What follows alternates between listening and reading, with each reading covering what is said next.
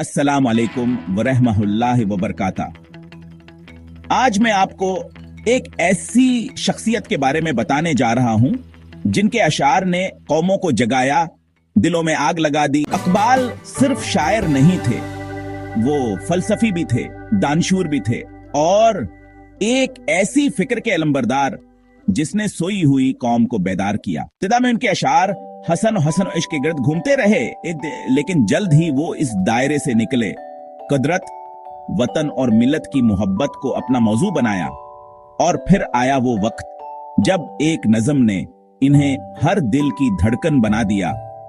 सारे जहां से अच्छा हिंदुस्तान हमारा, ये वो नगमा था जिसे बच्चे बच्चे ने गंगनाया और आज तक गाता है। उनकी नातें, नज़में, खुतबात, हर चीज में जज्बा, हुकमत और इश्क छुपा हुआ था।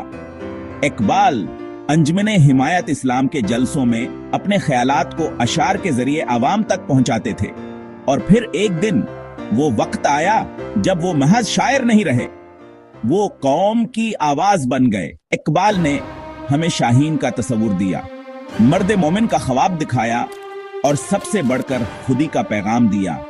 खुदी को कर बुलंद इतना कि हर तकदीर से पहले खुदा बंदे से खुद पूछे, बता तेरी रजा क्या है। इकबाल की शायरी सिर्फ अल्फाज नहीं थी, वो एक मिशन था, एक इनकलाबी पैगाम जिसने दिलों में बेदारी पैदा की। 21 अप्रैल 1938 को ये अजीम चिराग बुझ गया, मगर इसकी रोशनी आज भी जिंदा है, हमारी किताबों में, हमारी सोच में, हमारे ईमान में। अगर आज हम इकबाल के ख्वाबों को समझ जाएं, तो यकीन जानिए हम खुद को पहचान लेंगे और दुनिया को बदल देंगे।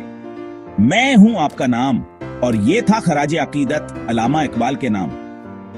वीडियो पसंद आए तो लाइक, शेयर और सब्सक्राइब करें। मिलते हैं अगली वीडियो में, तब तक के लिए अल्लाह हाफिज।